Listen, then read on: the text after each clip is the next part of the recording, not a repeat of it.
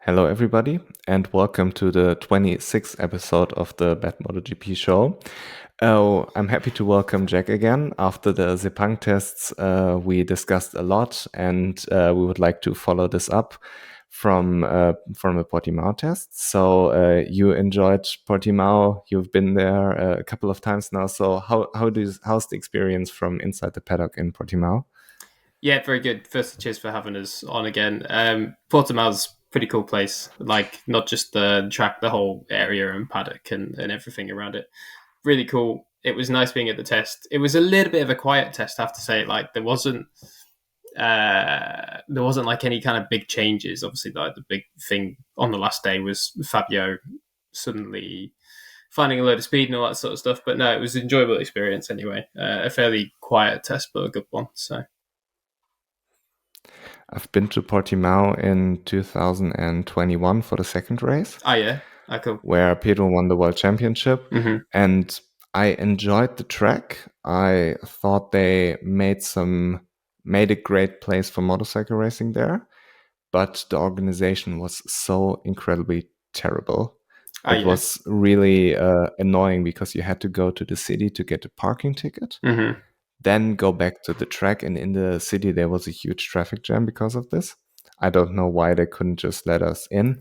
Then you weren't allowed to bring food or drinks into the circuit area. And yeah, we were there basically alone on the grandstands Mm-hmm. at turn one. Mm-hmm. So there were not a lot of fans, but still there were people running around telling us that we have to wear masks, where like in a realistically, like in a 10-meter radius, there were no people, and we are obviously on fresh air on the track outside. So it was a little bit ridiculous in some points, but Portimao is a beautiful track, and I feel like with a better organization, it's a great weekend to attend.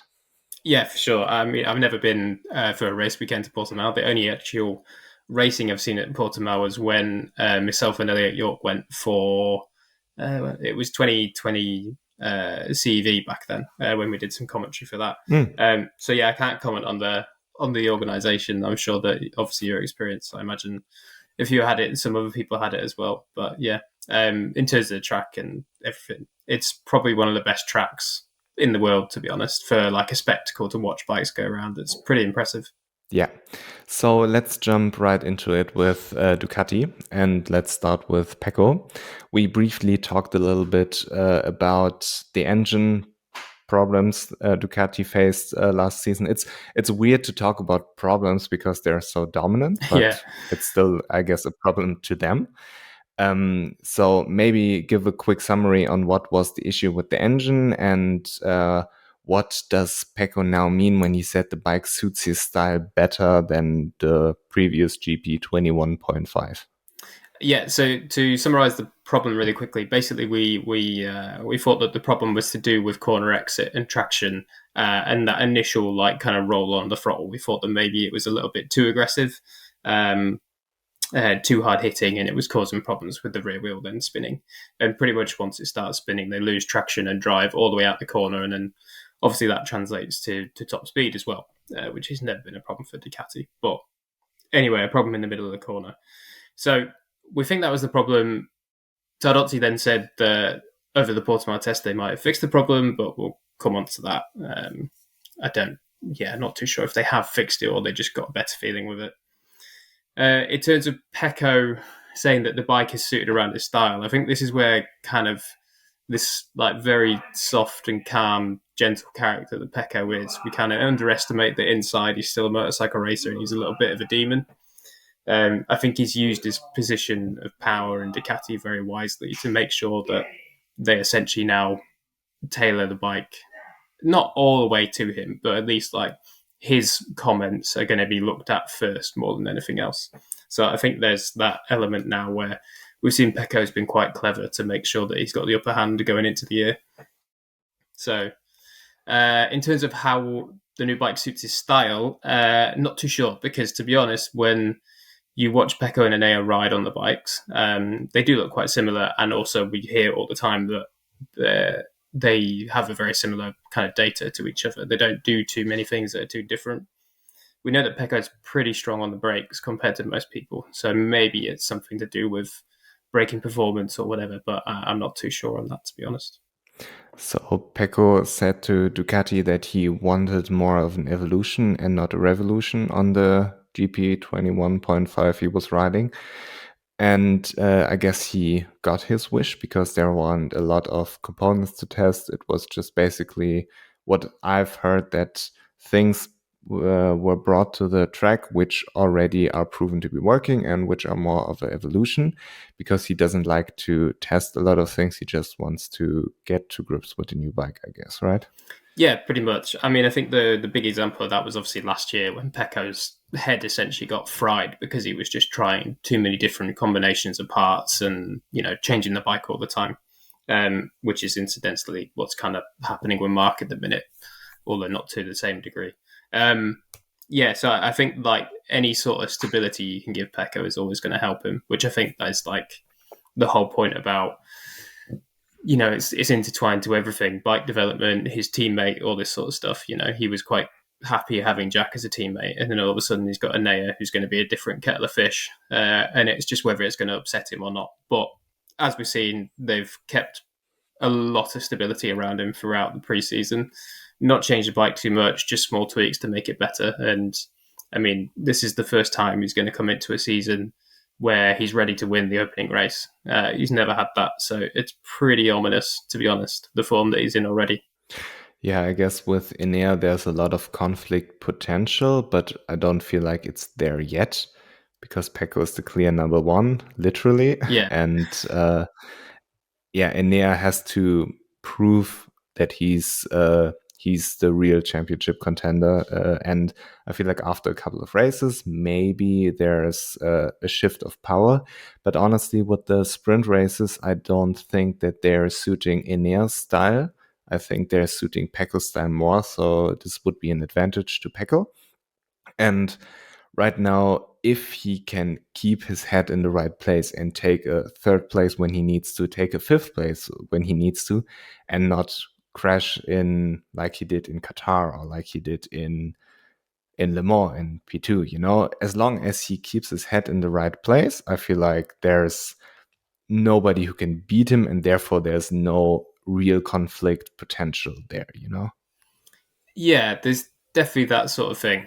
I think, as you say, as long as he keeps his head in the right place, then he's going to be okay. It is going to be very interesting to see how it plays out, because you're 100% right. There's massive potential for a conflict. If it does, that whole thing, like someone starts playing with his head, aka Ane Bastianini.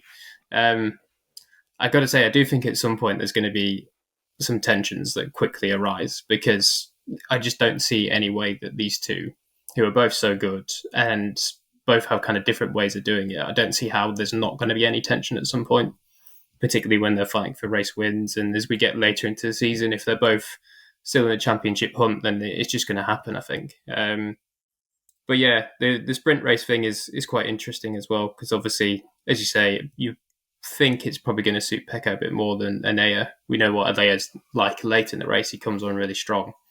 So then it's like, well, is it really that much of a benefit being amazing in the sprint? If you can be in the sprint, just be solid and pick up third and fourth places, it's going to be a lot less damaging than being third or fourth in the main race the next day, because you'll lose less points. So it's interesting, being very good in the sprint might not actually be the best way to go and win the championship. Yeah, but Pecco is not bad in a real race, He's not It's bad in a not real like this race. is his weakness. Yeah. He's not bad in It's a real not, race either, it's, but we'll yeah, see. it's not like he's Jack Miller, where he's notorious for using up the rear tire and always having like a good first half and then a bad second half. Pecco is pretty solid all around the race. He is. Yeah, he is. Yeah. Which is going to make him hard to beat. So, yeah. Yeah. And with Enea, has he done a sprint race simulation? And if he did, how did it went? Yeah, he did a sprint simulation. I can't remember specifically what the lap times were now, but they were like roughly a tenth to maybe 3/10 off what Bagnaia was doing. But Enea was pretty open with us, particularly on the first day, that he was missing something compared to Enea, and I think he said Marini, or did he say Martin? I can't remember. One of the two. Um, so yeah, Enea's still got some things to find, and I think that's where it's like the clever thing that Pecco's done, where he's made sure that Ducati mould this bike around him, and so it's just going to take Enea a little bit longer to get up to that very, very top level. He's not far off; like he's going to be there or thereabouts, but um, coming into round one at least, the favourite out of the two of them is Pecco by far. How's the adaptation going from the GP21 to the GP23 for Ineos? Yeah, okay. He's largely said that obviously, like, it still feels like the same bike essentially. There's obviously some big differences with new engine and changes in whatever else weight distribution and all that the Ducati have done in the past 2 years, but largely it's the same thing. He rides it in the same way. There's just some small nuances that he has to figure out now with the engine and stuff like that. Yeah, not much of a problem. Like, not much of a huge adaptation to do. He's just got to learn some new things. Really, that's about it. Okay, and the big story of the Portimao test was a little bit Alex Marquez, Yeah, because he has been very, very good, and he's also been good in the previous tests.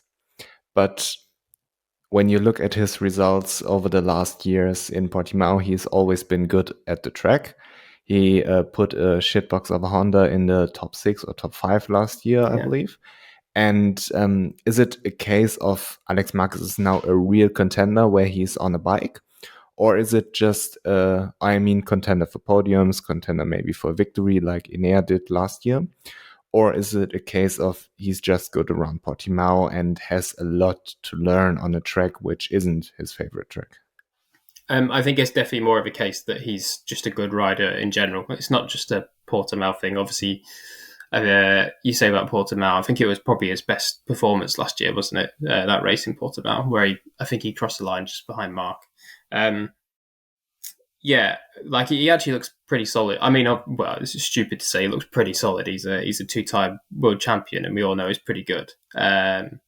But yeah, I think he's going to be like in the contention for podiums all throughout the year. To be honest, not on a massively consistent basis. I don't think. I think there's too many guys that are better than Alex that will be in that podium fight all the time.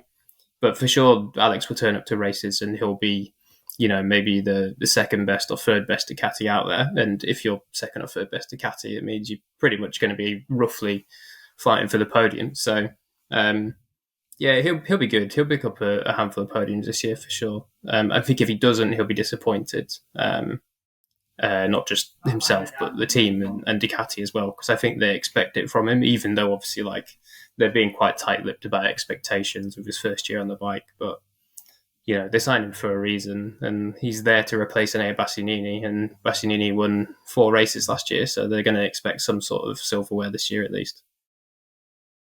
Yeah, he was talking down a lot of the expectations, which is, I would say, usually a good sign, because riders tend to be frustrated when something isn't going well, and when things are going well, they don't like to brag about it, especially like in a test.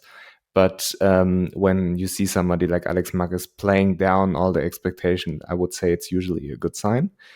And what's interesting to me, did he say something about what's the process like of adapting from the Honda to the Ducati? And what exactly are those main differences he has to relearn? He didn't really go into specifics about kind of the process of adapting. He just obviously said the usual stuff like, adapting and going well and have some things to learn. I think the biggest thing though is because obviously he's going from, a V4 to a V4. He's just hopped on it and he already has that V4 riding style, but he's hopped on it and realized, oh, wow, like, the way that I would like to ride, I can actually do that here. I know that one thing that he found particular when he hopped on the Ducati was how much corner speed he could carry compared to what he was on Honda last year. So that was one thing where I think he's probably not really had to learn it, but he's gone, okay, I can carry more here. And then, like, if I do that, then what do I need to change after that? yeah, Alex is always he's a good one to interview because he does actually tell you how he's feeling, but he doesn't really tell you the specifics of what's going on. He's still like a little bit PR friendly in that sort of way. But no, yeah, in terms of his adaptation from Honda to Ducati, I think mainly he just hopped on it and went, okay, this bike actually does what I ask it to. And obviously, there are 8 Ducatis on the grid, and it would take a lot of time to discuss everybody in depth. But I would like to run through a couple of names real quick. We talked about Luca Marini, Mm-hmm. who, compared to the last 2 tests, I don't want to say it was disappointing to see him not on top, but Yeah, you know, you know where I'm going. yeah. How is his state? Is he as happy as he was after Sepang, or is there something up with him? No, I think he's absolutely fine. I mean, I said to him after the first day, sorry, in Portimao, where because he was fastest on the first day, I think, wasn't he? Or second fastest, something like that. He was up there. And I said to him, "Oh, you could do the hat trick and top all the season tests from Valencia to here." And he kind of laughed about it and said, "Yeah, yeah, whatever. Like, we'll give it a go." But he's not going to be that bothered. He was. Where did he end up? I can't remember specifically where he ended up, but he was like top 6 or 7, wasn't he? Something like that. But no, I think he's just as happy as he was after Sepang. Especially more so now because he's done his sprint simulations and kind of longer runs, and he knows exactly where he lies, at least in Portimao, compared to mainly compared to Pecco and Denea. He knows that he's really not far off Pecco's pace in the sprint simulation at all. So I think, as we said about it last time, you asked me if I think he's going to win a race. I don't think he'll win a long race, but I do think he could win a sprint for sure at some point. Um, and yeah, Portimao, he's got a great opportunity. He just needs to make sure he qualifies well. I still believe he has some massive potential to upset a lot of people Yeah, because he's on the same bike he was last year. He can use the same setups. I don't know if anything with the tires changed from last year to this year, but basically everything's the same for him. And therefore, I believe he has a lot of upside this season. yeah, he definitely does. That stability is nice to have. In terms of the same settings, I imagine he's probably not quite using the same settings. I would hope that he's found something that works a little bit better than what he was doing last year anyway. But yeah, it's the same thing. It was like Anea coming into Qatar last year. It was like he was the only one on the first 2 rows that was on like a proven bike that you knew could win races. So you knew he was going to be okay because they know how it reacts over race distance. Um, and it's the same thing with Luca coming in this year, and also guys like Marco Bezzecchi and stuff like that. So yeah, Luca's going to be good. I mean, if he's not on the podium in the sprint, I'd be surprised. What has Jorge Martin said about the new Ducati? Um, Specifically, he said the new engine was a big improvement on the full 22 spec that he ran last year, and that it brakes a lot better. He said as well, I think it was him, I can't remember now. I think he said that he found something to do with the rear, an electronic setting that allowed him or helped him with the rear end. So I can't remember specifics. Just trying to remember what they said when they came for interview. But to be honest, I mean, like, there's so many people at the minute that think Jorge seems like quite a, I don't want to say reformed character, but he's got like another purpose this year, it seems like. Um, I don't know. I think he's just learnt from last year, from the pressure that he had, and he's definitely going to stir up the pot this year a little bit with the factory Ducatis. We were chatting about him earlier. Me and Jack Aprilia were chatting. Jack thinks he's a pretty good outside bet. Well, not even an outside bet, but a good bet for the championship. Um, I don't know if he'll put it together for a full season, but I think he's definitely going to make them sweat at times. I mean, he has to kind of qualify for the Yamaha factory seat. And yeah, I guess he will do better this season because last season was, for a rider of his capabilities, a bit disappointing. Yeah. But yeah, let's talk about Yamaha because they have a lot of problems or had a lot of problems to solve in Portimao Hmm. because after Malaysia, they weren't happy at all. And especially with the one lap pace, have they fixed it and how did they? So, Fabio's fixed it. Frankie hasn't. I think first Frankie needs to just, in general, find something that he likes with the bike more than what he has at the minute. Um, yeah, but so what they say after Sepang, they obviously said, like we were struggling for one lap pace and couldn't figure it out at all, and it was all like bizarre and bewildering as to where this pace went. Um, then Fabio on the first day was doing a lot of run with like the big kind of double stacked wings on the front. Um, and he was changing loads of stuff to do with like front setup, like suspension height, and he said he was changing like fork springs and all this sort of stuff. Um, so they were obviously like searching for something drastic that they were really struggling to find, and we now know that it was the one lap pace still. They solved it in the end, or at least Fabio solved it in the end, by they switched back to the full 2022 aero package. So the main wings and also the side pod wings further down. And then they also went back to some old 2022 settings. We don't know if that's like literally what Fabio finished the year on in Valencia or something earlier than that. We've no idea. But all of a sudden, he was a lot happier. So essentially, what they have is like full 22 bike, or Fabio does anyway, full 22 bike with the 22 chassis, 22 aero, and then just the 23 engine. So yeah, you would from that you would presume that they're still going to have like the front end issue that they've had, but at least he's going to be quicker in a straight line. So I don't know. It's an interesting one, but it made for a pretty massive step for Fabio at least anyway. Like when whatever run it was where he figured it out and they found the setting that he liked, he was I don't know, he went like half a second quicker than he had done all test. So yeah, whatever that setting is, they need to keep that as the base and work from there. Really, how big is the difference between the setting of a qualifying setup and the setting of a race setup? So, how big are the differences between going for one lap pace and going for 22 laps or whatever? in terms of the setup, like suspension and all that, it won't be much different at all. They, I'm not too sure because I'm not like a MotoGP engineer or anything or a mechanic. I imagine they might change some small things. Maybe they change tire pressure slightly because they only have to push for a certain amount of time. But I imagine even with that, they might not because they might just leave it at what they're happy with. I think the biggest thing would just be they'll obviously give them like the full electronics package that they can have. So like they'll give them the full power map essentially, rather than a map that they would have in the race, which takes a little bit of power away from the engine.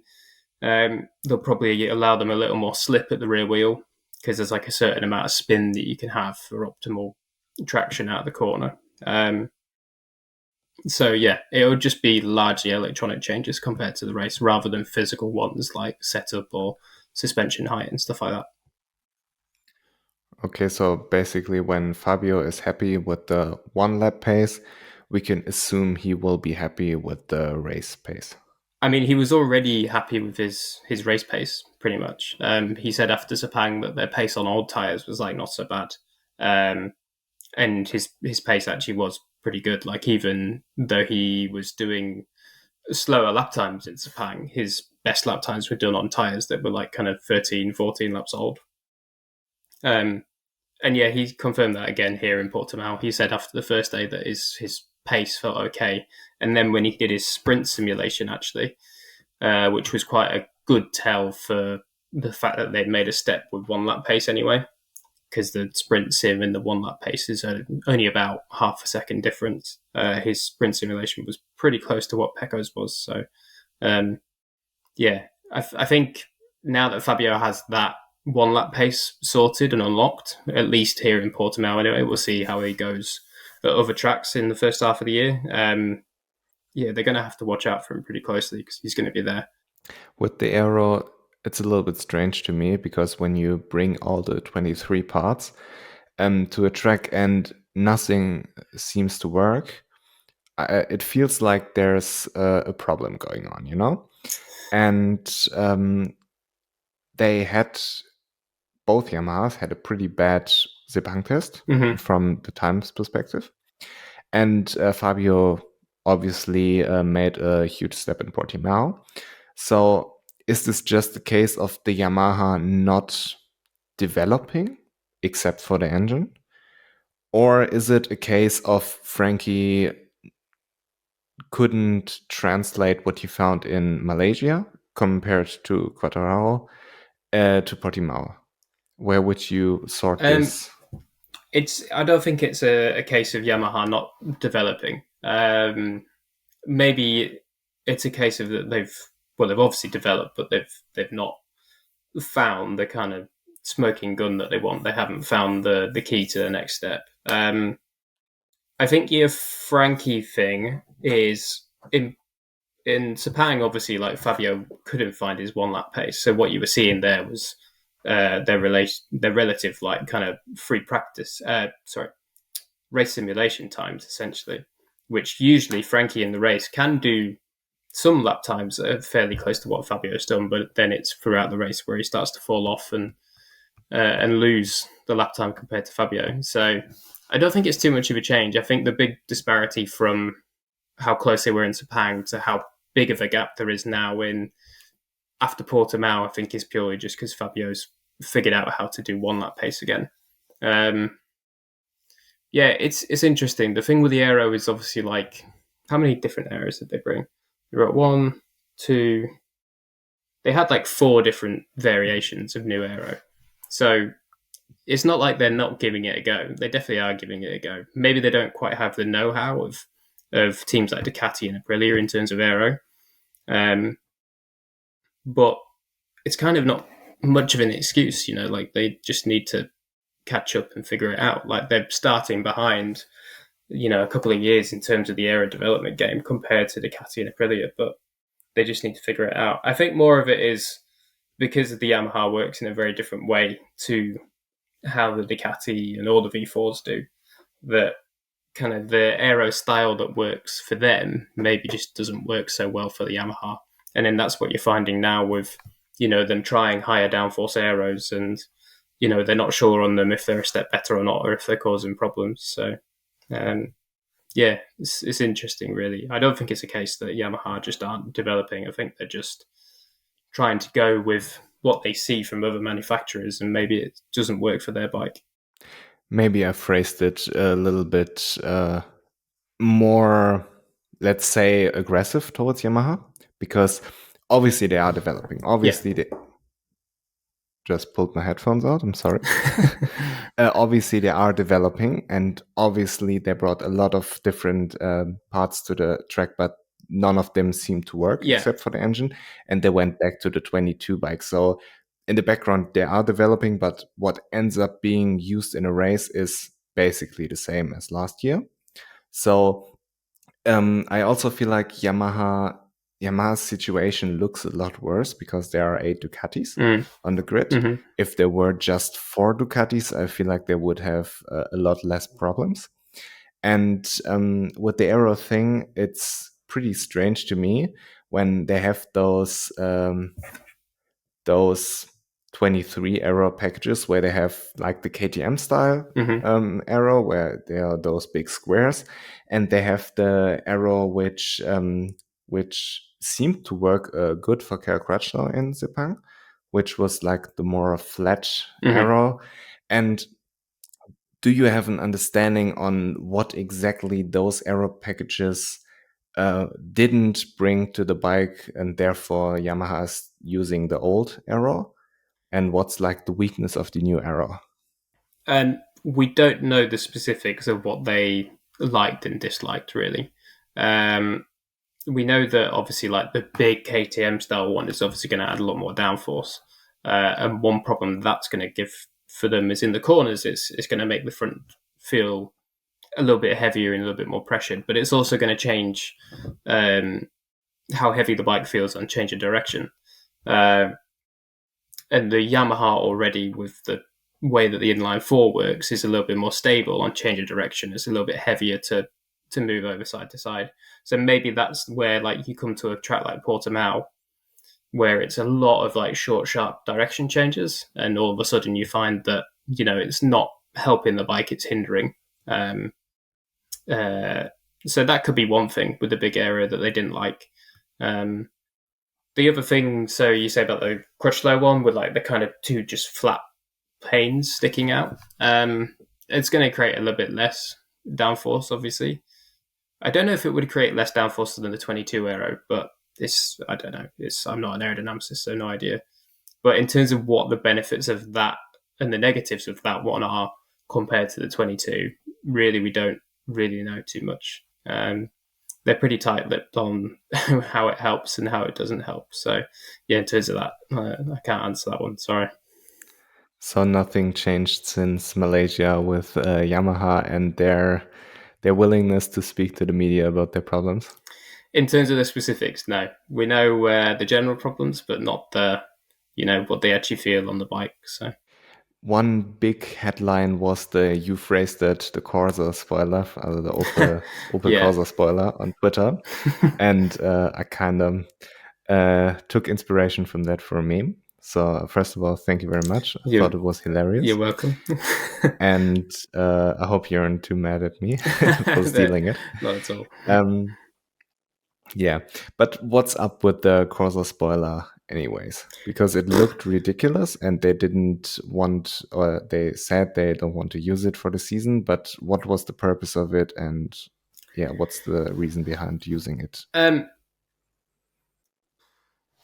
What the purpose is, I'm not too sure. I think my theory on it is that it's more of a experiment than everything else. Like it wasn't ever a serious part that they would actually run race weekend to race weekend.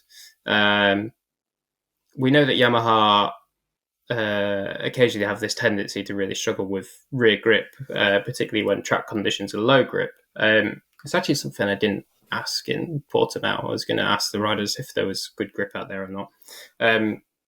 Anyway, but yeah, I mean, if you look at a spoiler like that, it looks bloody ridiculous. But you would say that when the rider's on the bike, he's obviously going to feel like quite a heavy difference.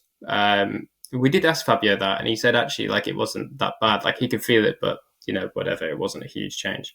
But I think the biggest thing is that when they're in the middle of the corner and then coming out of the corner, it's obviously where it's going to apply some pressure and help. So you wonder if it's like an experiment for Yamaha to look at almost like a weight distribution experiment to know that if they have significantly more weight on the rear coming out the corner, is it going to help them with rear grip? I'm sure there's maybe some engineers out there that might be listening and think I'm chatting a load of shite. I might well be. You never know. But yeah, I mean, that's all I can see it for. I don't think it was ever a serious aero experiment that they were going to actually run on the bike. I think it was more just to see what happens if we have X amount of downforce pushing down on the rear out of the corner. Does it help us? And then for the future, does that give us an indication that, okay, we need more weight at the rear of the bike? What do you think? How high is the probability that a rider, let's say Fabio and Frankie, see the spoiler, say to themselves, it's absolutely ridiculous, it's so ugly, and therefore subconsciously, when they test it, think it's stupid anyways? Yeah, it's possible. It's possible. Yeah. I mean, one thing that like my dad used to work for a team in British Supersport in 600s, and occasionally we go testing with the guys at Cabot Park, which is like near where I'm from back in the UK. We go testing with them at Cabot Park, and sometimes we give the rider like just to see what they're, how good they are at feeling a change on the bike. We'd say, oh, by the way, like we've changed this on the engine brake map or something. You should feel more engine braking here or something like that. And maybe it'll be the opposite of actually what the engine brake map does. And we'll try test them to see if they actually come in and be like, what the fuck? Like, this doesn't feel anything like you told me. And sometimes you'll get them come in like that. And sometimes it'll be like, yeah. So I think there's that like always subconscious thing is if you tell someone, what you expect, then they're going to feel that. So there's definitely a possibility there that they look at it and go, bloody hell, that's not very nice. And then they just out there on track don't like it, you know.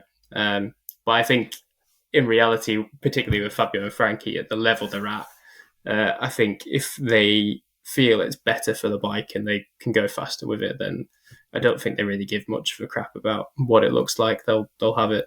They're going to the bike like this and then Yeah, go faster. yeah, looking the other way until they actually can't see it. Yeah, yeah. Do you think that this type of shit testing also happens in MotoGP in testing? What in terms of whether the riders can feel differences? Telling the riders something and doing the opposite, and see how well they know the bike or how well they can recognize those things. I wouldn't think so. Like whenever we used to do it, we always used to tell the riders afterwards, and it was an exercise for them to actually learn, because there were young riders trying to make their way in motorcycle racing. But I think as you get to MotoGP now, it's all business, and there's no real place for messing about like that. So maybe in Moto 2 or in Moto 3. Yeah, maybe Moto 3. Yeah, with the young lads. Yeah. Yeah, so Yamaha brought the Stegosaurus Aero last year. Yeah. And obviously now with this Corsa spoiler, do you know the difference on how they work? Because obviously the Corsa spoiler, I think it's pretty obvious to guess how it works. The air comes over the bike and presses the rear down. Yeah. But with the Stegosaurus, it's a little bit unclearer. So do you know how exactly this works and why are they going away from it? Why they're going away from it is an interesting one to me, actually. I thought about this at the weekend because when Fabio tried the Stegosaurus wings, the big bloody things that Yamaha had, they were massive compared to Ducati and everyone else. Fabio was actually like, yeah, I can feel them. And he said like he liked them. So that was quite interesting that I thought they'd appear again either in Sepang or in Portimao, but they never did, obviously. And now we see this Corsa spoiler. As you say, the Corsa spoiler, at least it looks pretty simple. Like it's going to work when they coming through the corner and as they come out the corner specifically. Not so much on the brakes because the rider will pop up and kind of block it behind. But yeah, I think the two main theories with the Stegosaurus ones are braking stability. So when they're actually on the brakes, somehow they create braking stability. I'm not too sure. But then the more obvious thing is that when they get into the middle of the corner, as the rider leans off the bike, it kind of exposes it. And when that bike is leant over, they sit pretty like perpendicular with the ground. Okay, we are back. I'm sorry we had a little bit of a connection issue. I don't know if it was on my side or if it was on your side, Jack, but we seem to figure it out. And yeah, you were talking about the Yamaha Aero at the rear end of the bike with the Stegosaurus and the benefits of it compared to the Corsa spoiler. Yeah, I'll just cover everything again. I can't remember where I'm stopped because I was waffling too much. Anyway, yeah. So the Corsa one is like it seems fairly simple in terms of that it should just help when they're coming through the corner and coming out of the corner. Maybe not so much on the brakes because the rider will pop up and kind of get in the way. But then the Stegosaurus one was pretty interesting because obviously Fabio quite liked it when he tried it in Valencia, but it hasn't appeared again since. The theories are that it's for braking stability. So there's something to do with as they kind of start to tip into the corner, the way that the two sides of the wings are on the back are angled, it helps with braking stability. But the more obvious thing, I think, is that when they're in the middle of the corner and the rider leans and it kind of gets out the way of the air flowing directly to that spoiler at the back because it'll be parallel with the ground. It should create just a small amount of downforce there just to help with not necessarily grip, but just creating a more secure feeling, I guess, at the back. So yeah, it should be really in the middle of the corner where that helps. So in terms of whether Yamaha were just messing around with both ideas, I guess it seems like they were now, but we'll see if they make any changes off the back of that in the future. Aerodynamics on a motorcycle are so incredibly fascinating yet strange to me Yeah. because, like on a car, you basically have to put the aerodynamics in a way that the airflow is distributed on the car in a way you like. But on a motorcycle, you have going straight, you have going into right hand corners, left hand corners, flipping the bike, and as you said, with the KTM style aero Yamaha was running, that it maybe made the bike a little bit heavy. And what you just said with the Stegosaurus, for example, if you are on the right hand corner and therefore you make way for, I don't know if it's the left part of the wing or the right part of the wing, which Hmm. would create the downforce. But on the flip side, the other side would kind of create a little bit of an upforce in a way, you know? Yeah, I guess I'd have to have So a look at a picture of yeah, how the angles are, but you yeah, would think so. Yeah. Yeah. yeah. So it's pretty strange. And I would love to talk about it with somebody who actually understands Yeah. aerodynamics on a motorcycle because it's such an incredibly important topic. And yeah, I would like to go to Honda because they are in a deep shithole as well, and they seem to be all in on the Stegosaurus. But it seems like all of the other aero is it's not Honda's strong point. So, how much do you think does Honda's lack of aero development cost them in comparison to Ducati or Aprilia? Tough question. Um, that's tricky to answer how much it costs them in terms of like how far behind they are in developing their own, and then they've obviously just now everything they have is essentially a copy of either Ducati or Aprilia. Uh, I think the best way to answer that is the Ducati is essentially still the same fundamental bike as like 2019 or 2020, roughly.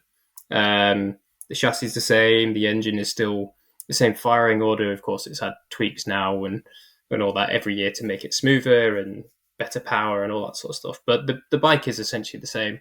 The big thing that Ducati did to make their bike better and all this sort of stuff is aero. Like it's like when Mark had his battle with Pecco in Aragon in 2021, and he said it was like battling Dovi but with more corner speed.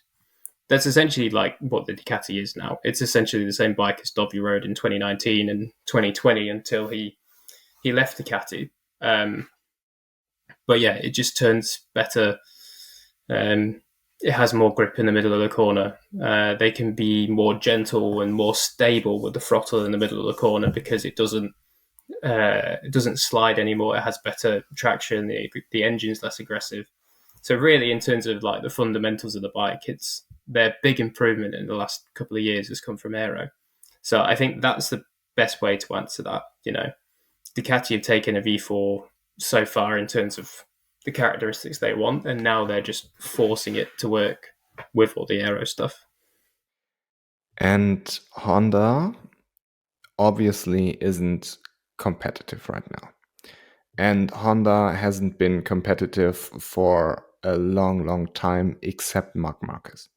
Marc Marquez always kind of made a step which no other Honda rider could take.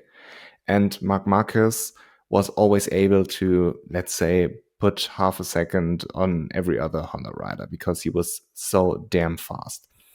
And during those tests in Portimao, he was a little bit behind of uh, Joan Mir and Alex Rins, and I can't remember if he was ahead or behind Taka, to be honest.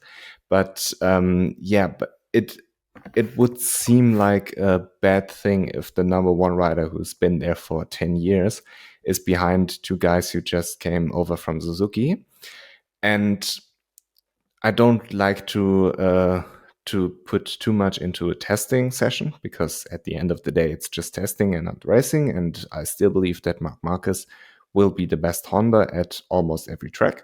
Mm-hmm. And still, the question comes up: what was up with Mark during the test? I don't think there was too much up with Mark. I think Morley, it's just a thing that he was testing lots and lots of different things again for Honda.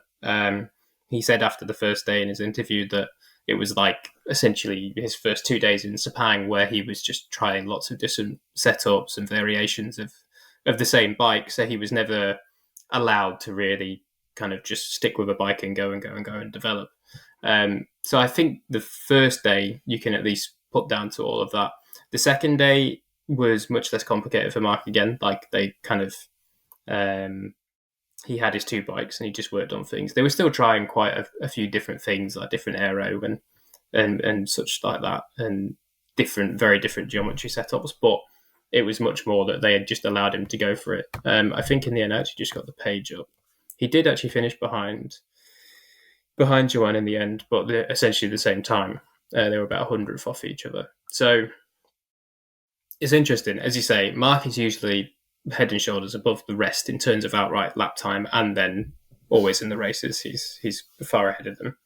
A test day, like if Mark's behind or ahead, I wouldn't really pay too much attention to it. I think the bigger thing out of it, the fact that Joan had the same lap time as him, is just that if that's the level of the Honda at the minute, and Joan is genuinely like being able to put in similar lap times to Mark, or at least close to. I think Mark probably had a few more tenths left in him if he really went for a proper lap. Then it just shows how good of a job Joan is doing in his transition over from Suzuki. So I wouldn't be too worried about Mark. Like I wouldn't read too much into him.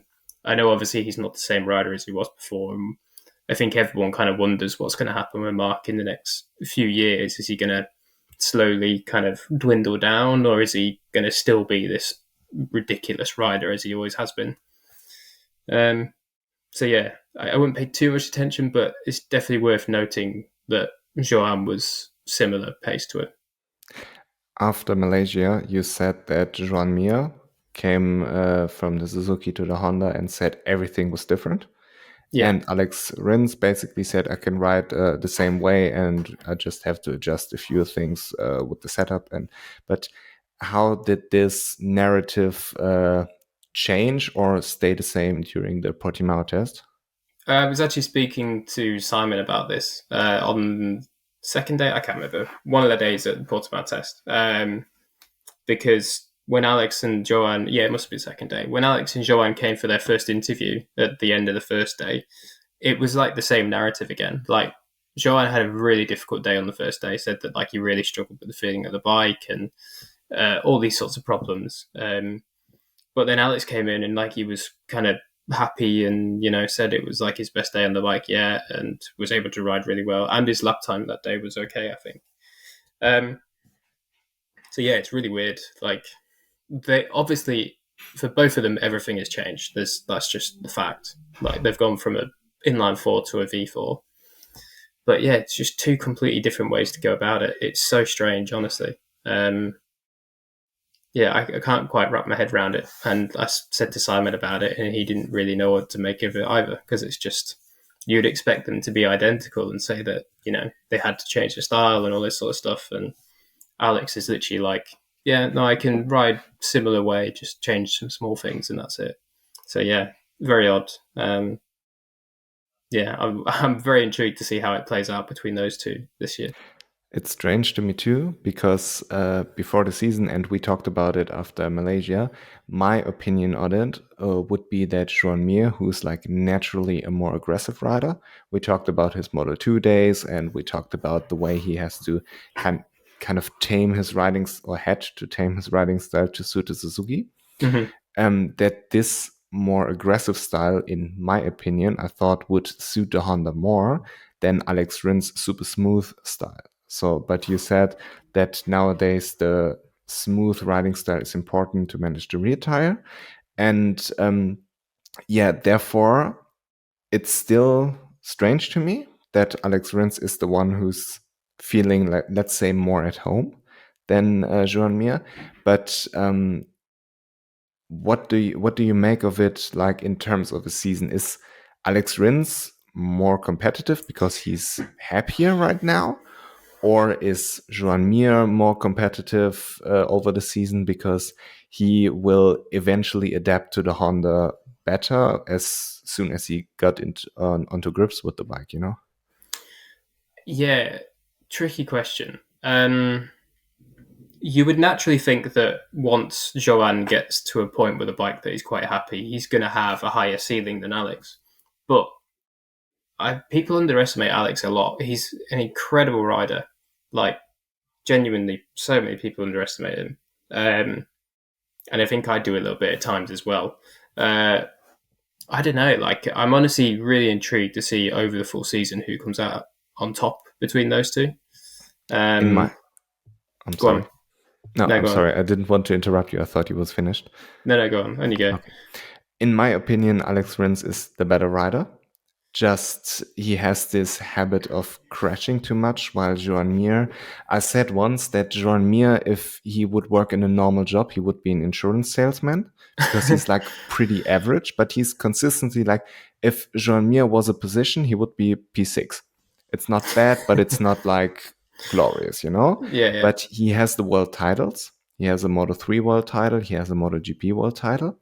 And do you think that, let's say hypothetically, Alex Rins won the MotoGP title in 2020 and not Joan Mir? Do you think that he would have gotten the Repsol Honda seat? Absolutely. Yeah?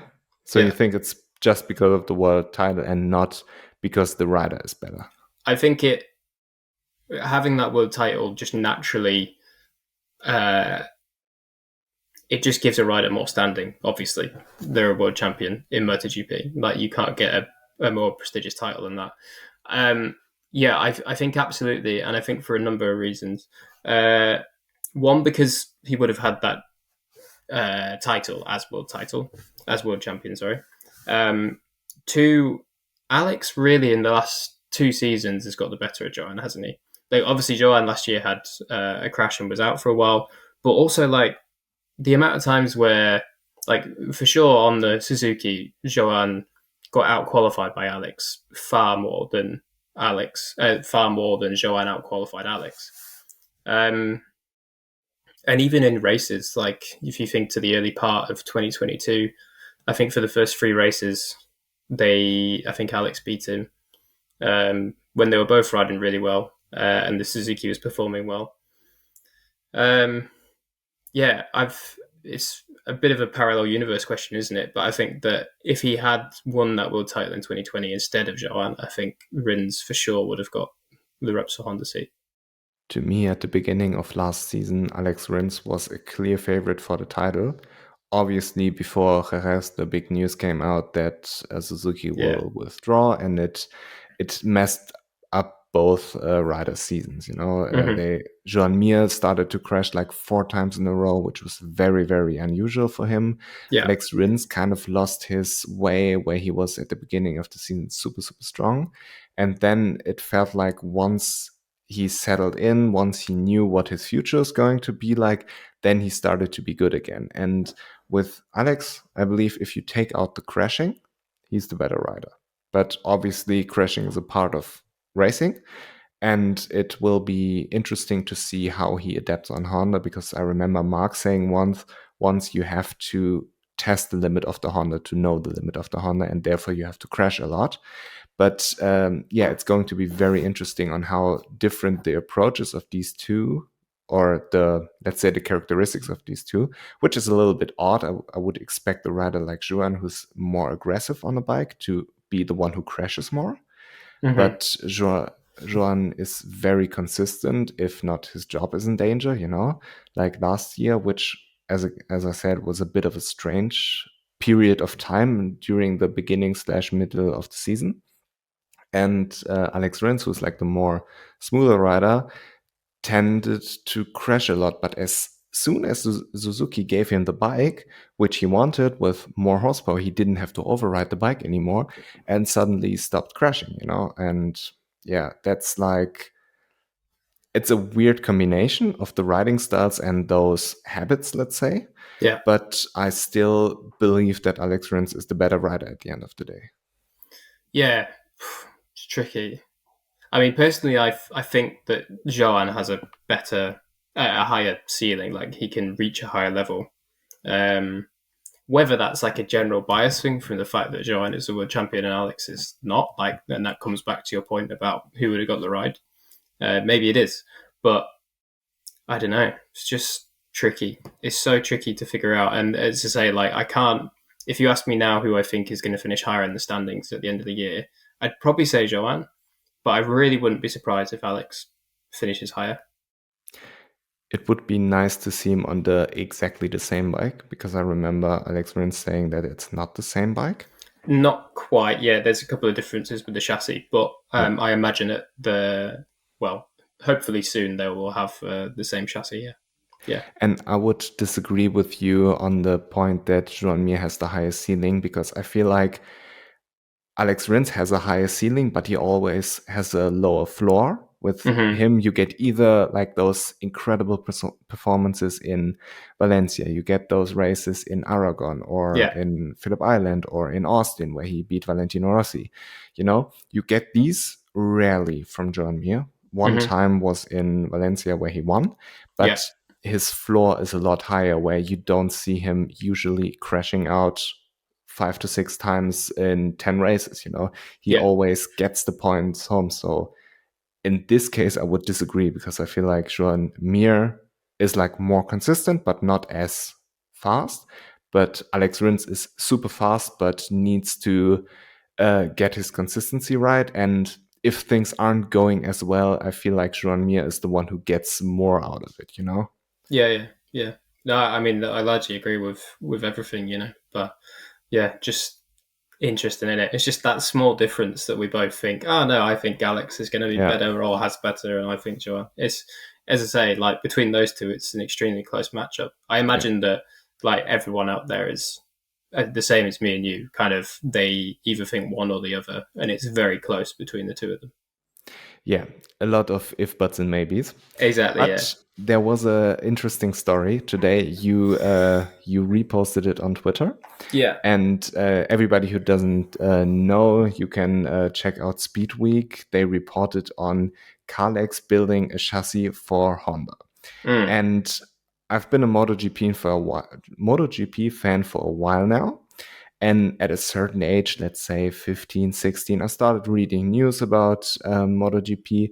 And over the years, I collected some kind of data that leads me to say I don't believe a thing Speed Week, especially Günther Wiesinger, is reporting, because it turned out to be bullshit so many times. And also, like Günther Wiesinger, I don't know if he's German or if he's from Austria, Not sure. but the way he writes is not like a journalist would write. I don't know how the translation in English works, but it's it's pretty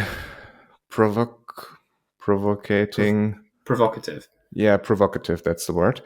And like an amateur journalist would write, trying to get a reaction out of his readers and trying to make the big headlines without actually doing the proper research. That's the vibe I'm getting. Mm-hmm. And therefore I don't take Speed Week seriously as long as I don't have a second source confirming it.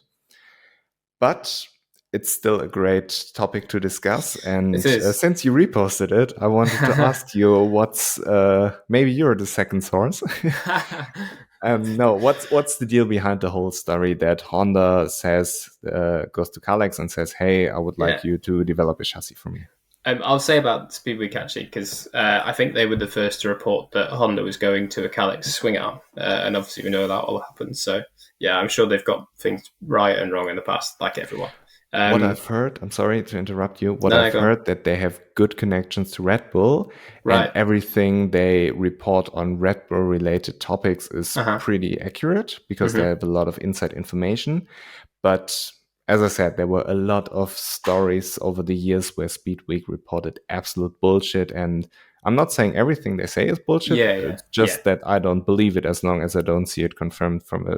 different source. I mean, I think that's a good policy on any outlet. But in terms of the story, anyway, so the story for anyone that's not seen it yet, you can go to Speed Week and you can find the article or just I imagine that most MotoGP journalists have tweeted about it today.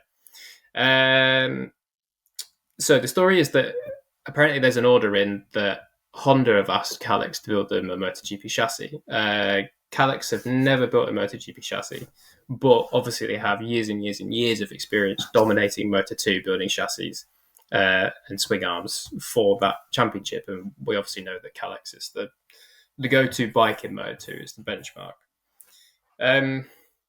So yeah, the idea of them building a full entire chassis is really interesting, just to see what they can improve on. Obviously, you know that if they're going to do it, they're going to take Honda's chassis and like study the data on them and their flex characteristics and the strength of them and the density and all that sort of stuff, and then apply it to what they know and see like, oh, okay, we have different numbers here for this area and this equation, all that sort of stuff, all the technical stuff that I don't know about, stress calculations and all that. So yeah, it's really interesting to see like if they actually do it. And the story says that apparently the deadline for it, or at least when it's meant to arrive, is the Spanish GP, and particularly the test after the Spanish GP, which is massive. I mean, if they can, obviously we don't really know when the order went in. I think there was some talk in the article about it like towards the end of last year that it was maybe the idea was put into motion. But still, like building a full-on MotoGP chassis for the Honda RC213V in that time frame is tight, like really tight. So yeah, it's crazy. And like this level of outsourcing, not just is it not something we don't really see in MotoGP, but particularly from Honda, it's pretty radical change. Like Honda pride themselves and always have done on that they do everything in-house. Like they used to, run Showa suspension in MotoGP before everyone started using Öhlins, and then they changed to Öhlins as well. Used to run their own brakes, Nissan, and then changed to Brembos when everyone started using Brembos. So like there's always been this ethos as Honda of like, we are experts in motorcycle engineering. We don't need to outsource. But as I said about like the Kalex swing arm before, it's not like a show of weakness or anything from Honda. It's just an admittance that, okay, we kind of need to actually really figure out how to make this whole thing better. So, yeah, I don't know. Like, if they do it, it'll be fascinating because that every single person in that paddock will be listening in on Marc Marquez and Joan Mir's debrief. And what they said about the swing arm was that they couldn't find they had no negatives, was I think Taka Nakagami's quote when he first tried it at the Misano test last year. So imagine the same thing happens with the chassis. Obviously it's a lot more difficult to get a chassis right, but if all of a sudden Honda have this new chassis and it improves certain areas, then it's kind of game on for Marc Marquez, which would be very spicy. But yeah, we'll see. How desperate are you, Honda? Yes. Yeah, there's definitely that. I mean, you would be though. Honda, the whole phrase from their founder was "without racing, there is no Honda," and you go racing to win. So, and they hadn't done any of that in a long time. So yeah, they need to hope that if they are doing this Kalex chassis, they better hope it works. What do you think? How well does the data and everything Kalex is doing in Moto2? Because obviously they had the Honda engine there, but it was an inline four. Yeah. Now they have the Triumph engine. How well does this data translates to MotoGP? Obviously with a different engine, with different electronics, and obviously with aero packages now. How capable is Kalex even to develop it with no, I don't want to insult them that they aren't capable of doing it, but I feel like it's a fair question to somebody who isn't able to, or who never did anything apart from Moto2, and they had a brief period in Moto3 where I had the Kalex KTM, but it wasn't competitive as well compared to the real KTM. Yeah. So how capable is Kalex even of doing this, especially in such a short time frame? I think now with the experience they have in Moto2 and the way that they've dominated and how much data they've collected, I think they're extremely capable. Obviously, as you say, and good point to point out that, in the past, all they've done is inline engines, obviously with the 4 and then the Triumph triple now. So yeah, it's a very different kettle of fish to go and build a chassis for a V4. But what Calyx will have, which is so valuable, is just mountains and mountains of data, and knowing that there's, like, say any given point on the chassis, they can say, okay, what are we seeing here from the stress calculations and flex characteristics and all this sort of stuff, and they can at least apply that knowledge to then uh, build a chassis, and they can kind of build a chassis for this Honda based solely, if they wanted to, on kind of, we know that these numbers are good for this characteristic from the riders out on track, so let's try replicate that. But then obviously there are loads of problems with, okay, the riders want and what that translates to in terms of the numbers and data from a Triumph 765 chassis will be very different to what the riders will want, and how it translates to numbers and data from a Honda V4. So yeah, I think they're very, very capable to do it. Like, no doubts about it. But it's the question of, is it going to be as good as it needs to be? That's the thing. What I've been thinking right now is maybe Honda isn't expecting Kalex to develop a chassis for them which they would use. Maybe they're just expecting somebody to look on their chassis or give like an outside perspective on their problems, Yeah. and then working with those experience and kind of molding it together, Yeah, that could be it. Yeah. Yeah. I mean, if they do that, it's a brilliant idea, because, having someone come in and like peer review your work essentially is always a brilliant idea. And particularly a manufacturer like Calyx, which have won so many Moto2 titles, have so much data and experience. Not saying that Honda don't have the titles and data and experience, but quite clearly right now, what they are doing is not working. So it's always a good idea to get someone else in to have a look. Yeah, so maybe we will talk after the test in Jerez again. Yeah, Do a yeah, we could test do. review. Yeah, if that chassis appears, then Yeah. yeah. And I would like to quickly run through Aprilia and KTM. Sure. I don't feel like there's too much to discuss there, but Aprilia brought a new engine to the test. Obviously, and after Well, Sepang, we discussed the whole engine thing, and now they brought the new engine, right? no, they didn't actually, which No? caught Oh my God. me off guard when I asked Aleix at the end of the first day, because all we heard from Aprilia was, they'll have a new engine, they'll bring it to Portimao Test. And I asked Aleix at the end of the first day, I was like, we know we've got the new engine here, so how was it? And he went, oh, no, actually, we won't have it until the first GP. So there you go. But they have told us religiously that the new engine is not a massive change, it's just some more horsepower. So it should be like whatever they've tested now, it should be able to just put the new engine in and it doesn't drastically change the bike. It's not like they have to then go and alter settings to make it work better. But the engine regulations say that you can't change the engine specs during the season. There are no engine updates except you have those concessions which Aprilia lose last year. Yeah. So it's still, let's say, a little bit of a risk to go into a season with an engine you've never tested on a real MotoGP bike with your MotoGP riders. Well, yes, with your real MotoGP riders for sure, but we do know that Savadori will have done plenty of miles with that engine all throughout his development process. So the fact that Aprilia are confident enough to say, "Oh, we'll just bring this engine to round one," I think it shows that they've done all the dyno work, they've done the testing work with Savadori on track, and they're very, very happy that it's going to be bulletproof and good to go. So yeah, there's like a little niggling thought in the back of the head of like, well, is this actually going to be okay? But I think we don't really have to worry too much about seeing a Aprilia throw a con rod out of the case in the first free practice. Do you know the reason behind them bringing the old engine to the test? Not sure. I presume. Well, Aprilia are a fairly small factory. I presume it's just that they don't have enough units of the new engine yet. So I guess they're still just producing them. That'd be my best guess. That's unfortunate. Yeah, yeah. But they should be fine. We'll see. Yeah. But I feel like they have a bigger problem right now with Aleix because he underwent surgery for arm pump.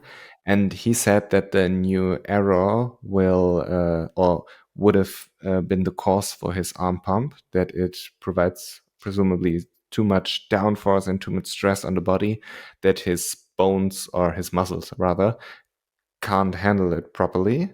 So, do you know how his operation went, and if it's still a concern for Aprilia? I don't think it's going to be too much of a concern. The surgery that Aleix had is a fairly like kind of standard one for motorcycle racers. Um, the He did mention about the increased downforce of the new aero, and that it's slightly heavier, shall we say. But it's not like the cause. The cause was the crash. Obviously, the riding the bike with the new aero made it so that he got the arm pump quite badly. But now that they've done that surgery, I don't think he should have too much of a problem in the future.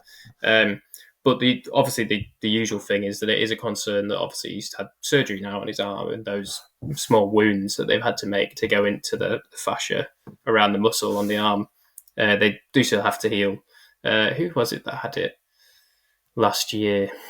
Someone had it last year and then rode Fabio like had it. who had it? Ah, Fabio. It Fabio. was, wasn't it? Was that last year or 2 years ago? Oh, that's a good question. But I remember, I believe it was after Le Mans, It but was, it wasn't could it? have been 2021 as well. I'm not sure. Maybe. But anyway, Fabio had it, didn't he? And, uh, Fabio had no problems. He said it was a little bit painful. But you think back to, I think Crutchlow had it done uh, 2019 or 2020. And when he was riding the bike, the stitches on his forearm, they burst. They just burst open. So, yeah, there's obviously that, but he should be okay because he still has like a week to go until he has to be on track. But the concern is still that they kind of lost 2 days of testing because of it.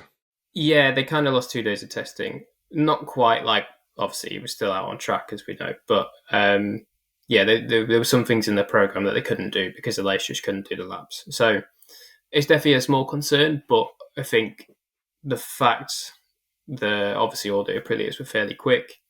Obviously, strangely, Maverick wasn't towards the top of the timesheets at the end of the test, but he wasn't too worried about it because his pace was pretty good and he was largely happy. So, yeah, a small concern, definitely.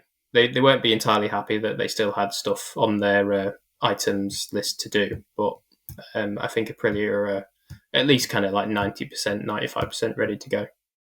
How happy were Miguel Oliveira and Raul Fernandez after the test? Yeah, pretty happy. Yeah, I mean Miguel's always like quite realistic and subdued anyway, but no, he was pretty happy. He was saying in his debrief with the journalists in the media center that he has top five pace. So if Miguel is outright saying that to the media, then you know that he really really feels he's got it. So yeah, Miguel was pretty happy, and Raul was very happy as well. Raul was particularly happy after the second day because Aprilia brought some like small electronic changes to help him out, and I think he said it helped with the rear grip of the bike quite a lot. So yeah, And they've been coming from KTM, so the contrast is pretty big. yeah, the contrast is quite large. Yeah, Yeah. yeah, So, talking about KTM, they brought a new engine, as far as I'm concerned. yeah. A new Not engine. not necessarily to the Portimao test, but for the 2023 season, they have a new engine.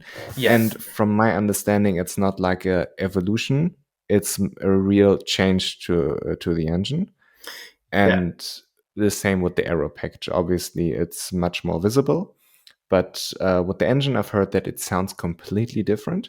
It does. Yeah, So, is something up with the firing order, or what's the reason behind it? yeah. We would guess that the firing order has changed. I mean, when you listen to the bike out there, usually when you hear a different tone of the bike, it's all due to the firing order. Yeah, the KTM was kind of the last, almost kind of screamer. It wasn't a proper screamer firing order. It was still a big bang, but it had a bit more of a high pitched tone than the rest of them. It was the most distinct engine out there, and now it sounds still has that distinct KTM tone, but it sounds a lot more like the rest. Excuse me. So yeah, it's a little bit of a deeper sound. They actually had it first in Sepang, and then now in Portimao, all the riders have had it. We know that Miller really liked it in Sepang, but then I think he said that there was like a couple of things I needed to work on. So I don't know if KTM went away and made some small changes, or whether they just did some stuff with the electronics to make the engine work better. But yeah, new engine for KTM, and I guess it seems to have helped because I think they're all going to use it. So Remy said to me that the KTM he was riding last year definitely wasn't the factory KTM. That they always say it's like that Tech 3 gets factory support, but Remy said it wasn't the factory bike he was riding. And which brings me to the question: is Pole getting real full factory support now? yeah, looks like it. Both the gas guys. At least looking from the outside, the bikes are all identical, you know. Now, particularly as well that they've put Augusto on kind of the full 2023 spec, because before they were just leaving him to kind of ride what he has. Yeah, all four bikes are identical. They've all got the brand new aero. They've all got the brand new engine. So yeah, it does seem that way. We'll obviously see as it goes throughout the year. You know, I imagine that at least Brad's going to be the leading light. We'll see who kind of comes out second between Paul and Miller. But yeah, you would imagine that obviously then Brad will get those updates through the year before everyone else, and then I imagine fairly quickly they'll trickle down to the other guys. Okay, I would like to go through some Q&As. I believe we have like 8 minutes left before you have to go. We lost a little bit of time because of our technical difficulties, but yeah, let's make them quick. Let's make it quick and dirty. And one question is, how did you get into the job? We answered this after Sepang. I don't think we have to discuss this again.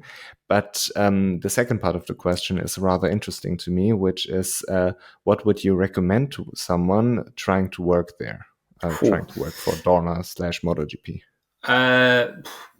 Yeah, tricky industry to get into. Yeah, what would I recommend? One good way is to reach out to people on LinkedIn. People reach out to me on LinkedIn every now and then asking if there are opportunities at Dorna or do I know of anything, and it's a great way to do it. You know, just to make your name known. Like, I mean, for us personally, I can tell you that whenever we kind of have a job going at Dorna, we always have like people that we didn't offer the job or at least didn't get the job in the end. We always have their CVs and names still on file anyway. So it's always a good thing to have because maybe in the future, if there's a new job that comes up and we think, this person could be good, then it's always an idea that we can contact that person in the future. So yeah, biggest thing is just follow people in the industry. Make sure you follow your journalists. Make sure that if you are looking to get into work, you know, make it known to people, and try to message people that you think would be able to help you. You know, not saying that I'm a brilliant one to message because I myself don't have a massive amount of contacts in the industry, but you know, if you were to message me or someone that I don't know works at BT Sport or something like that, it's always a good way just to make sure that your face is known or your name is known at least. So yeah, that's a good thing. Also, it's not a bad idea to start a podcast.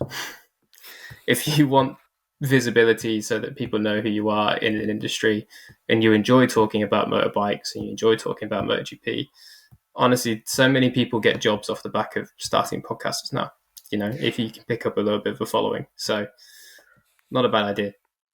Let's see how this one goes, because the current state of my podcast / meme page We is, got connection issues again. oh no. And I was about to tell a little story where I was asking a rider if he wanted to do a podcast. Oh yeah. The rider was willing to do it, but his manager said he isn't allowed to do it because his manager thinks that being associated with me and my meme page isn't good for the rider's career. Yeah, okay. Which is funny because you have the allowance from you're allowed from Dorna to do it. So yeah. But going on to the next question, I don't want to stretch out your time limit too much.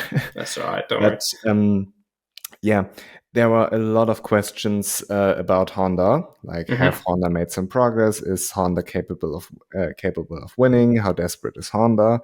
And let's boil it down to the question: is there any hope for Honda? Yeah, I think so. It's hard to see at the minute, isn't it? Yeah, the bike is better than last year. It's definitely better. It's not, a million times better. Like, it's not all of a sudden this really good bike. It's still a little bit of a handful and a bit of a pig.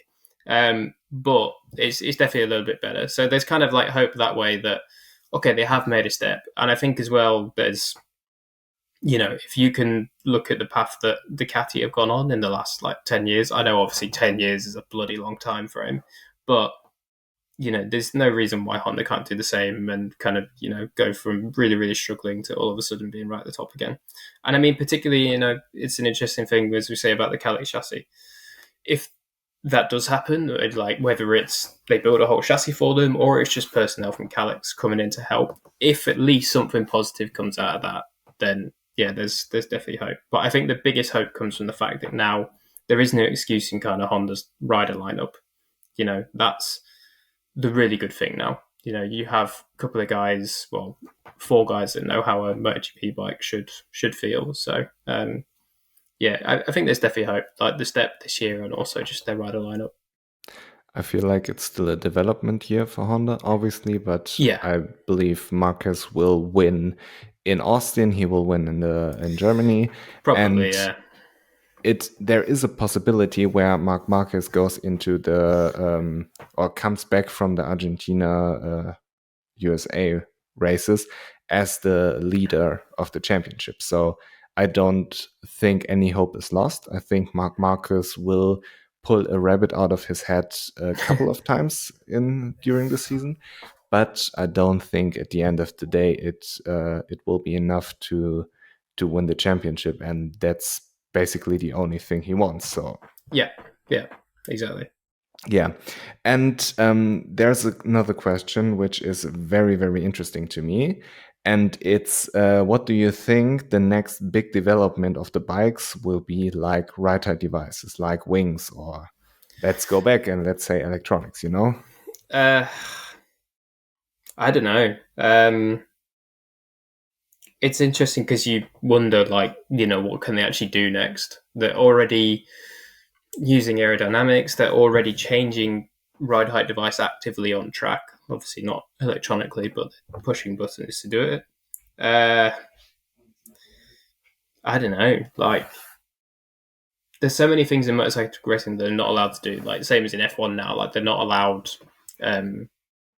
electronically controlled suspension, all that sort of stuff. Like, same for us in MotoGP. Like, that would be a big thing, electronically controlled suspension. But in the current rules, it's not allowed to be done. In terms of the next big development, I'm really not sure, to be honest. Really not sure. At the minute, they're kind of doing everything that they, at least that I can foresee they can do in terms of like general topics of what they could do. But I'm sure that in the next 3, 4, 5 years, there'll be some crazy development that they can do. I mean, who would have thought that ride height devices would be a thing 5 years ago? Yeah, right. I can't think of where a ride height device would have even been used in the past in racing. Yeah. It's obviously a known fact that if you kind of can lower your center of gravity, then you reduce stuff like wheelie and all that. But in terms of other motorcycle racing, it's not been seen. In terms of even car racing, there's been some clever stuff in the past, particularly in kind of project cars that aren't legal in any racing series, where they can load up suspension to reduce drag and all that sort of shit. But yeah, I don't know. Maybe active aerodynamics if that's ever allowed, but I imagine that won't be allowed because of cost. Yeah, my opinion would be to get rid of aerodynamics like step by step, because I feel like when you see a MotoGP bike nowadays, the Aprilia is like the best example right now. And you say, okay, let's strip down every aerodynamic part on the side fairing, that you only have the ones at the front, those wings, but you are not allowed to use ground effect. You're not allowed to use rear wings, and Yeah. have like one wing per side on the front fairing would be a good step. Basically, Hmm. going back to 2016, with like Yamaha comes to mind, where they had those big wings at the front and Yeah. those ride height device, because at the end of the day you want close racing, and I would wish that there was more effort putting into making racing close again. Yeah. But yeah, I would have said active aerodynamics as well. Also in Formula One, I feel like this could be a huge possibility. But Hmm. obviously, the regulations would have to change, and it's still a Yes. cost factor, because costs would go through the roof trying to program the aerodynamics and all of this. Exactly. Yeah. Yeah. Yeah. And last question before I let you go is: will KTM season be as difficult as what the test suggests? If I knew the answer to that question, I would be a millionaire by now. Uh, yes, in short, I think so. I think you'll still see flashes of brilliance from Brad Binder, particularly, and I do think that Paul and Miller will have really, really good rides at times. Particularly when we go to tracks where that KTM just seems to work, and they can qualify on the first couple of rows if they can. That's the other thing. KTM have usually been a bit naff in the old qualifying department. Yeah. But yeah, in a nutshell, yeah, I think their season is going to be a bit of a headache. We were talking about this the other day, like, and I even asked Simon, like, I was like, uh, at what point do KTM just say, okay, we need to explore building an aluminium chassis? But it's not that simple. You know, you look at Honda, they have an aluminium chassis V4 and they're in the fucking mud as well. So, yeah, I don't know. But I think historically that KTM has always suffered. It's had better years than others for sure, and it definitely has racetracks where it's really, really good. But yeah, I think I can't see how their season is a roaring success, but I can just see it being a bit of a struggle again. During the last episode, we talked about KTM as well, and I would repeat myself because I went into depth why I don't trust KTM. They have a good bike in like 3 to 5 races every year, but they struggle to get consistency. The steel frame is not as competitive as an aluminum frame. Maybe Honda is the worst example at the time to compare aluminum frame. Let's say Ducati does it pretty well. Yeah. And KTM, they had all the data from Calex during the Zarco days in Moto2, tried to build a Moto2 bike, and the Moto2 bike had the same issues, that it was good sometimes, like 3 to 5 races, maybe in Moto2 a bit more, but it wasn't consistent. It was unpredictable. And the same thing with the MotoGP bike. And also, I don't believe that they will change from a steel frame to a aluminum frame, because Yeah. they would admit that their bread and butter, which they sell on every road bike, would be wrong. It's like Yes, Yamaha going exactly. to a V4. It's not going to happen, because Yeah, yeah, I it's agree. their way of building bikes, and they would admit that their way is wrong, and therefore going back to going going back to a aluminum frame would be not a smart move marketing wise. Yes. And Ducati did the right thing in 2013, 14, 15, whatever, when they went from the monocoque to the aluminium and said, this is bullshit, we will do this. And now they're reaping the rewards, but I don't think KTM will do it. No, I agree entirely. Like if they do it, they're accepting, as you say, that they were wrong. Essentially, their philosophy isn't as good as something else. And it's interesting. We'll see if it does work eventually someday. Obviously the bike it's still a bloody fast MotoGP bike. Like it works really, really well. It just doesn't work as well as what it needs to. So yeah, very interesting. But yeah, as you say, if they do change, then it's just like, what were they doing all these years? They should have changed earlier. Yeah. Okay. Thank you very much for joining me. I will let you go after like 2 delays of technical issues. I'm sorry that No it took a worries at bit all. longer. It happens. And yeah, I'm very excited for the season. Will you make more after the flag stuff during the season? I won't so much. My role is largely now based in the office in Barcelona, but I'll still appear every now and then at a couple of GPs, but probably not an after flag unless it's at a test. So Okay. yeah, I will look forward to seeing you then. At the Jerez test is the first one, right? yeah. Hopefully we'll see. Yeah. It's not Yeah. confirmed yet, but we'll see. So yeah, I'm hoping that you will get the opportunity to shine again because I feel like you're making a good job there, Thank you. and hopefully the eye will be not bothering you the next time. Yeah, I So know that was a problem. If someone saw yeah, me crying on after the flag, I fucking honestly, as soon as they went, "Oh, hi Jack, yeah, nice to see you down at Yamaha," eyelash went right into my eye, and I was just like, "Ah, shit." So I looked like a bloody idiot for 2 minutes trying to blink it out, but shit happens. So okay, yeah, it's anyway, not as bad as Simon explaining everything from the starting procedure and people not being able to hear a thing because the engines were too loud. So yeah, yeah. yeah. Okay, thank you very much. I hope you have a great evening, and thank you so much for doing it. I enjoyed our conversation as well as the last one, and I hope to talk to you soon. Thank you very much, and goodbye. Thank you for having me on. Cheers.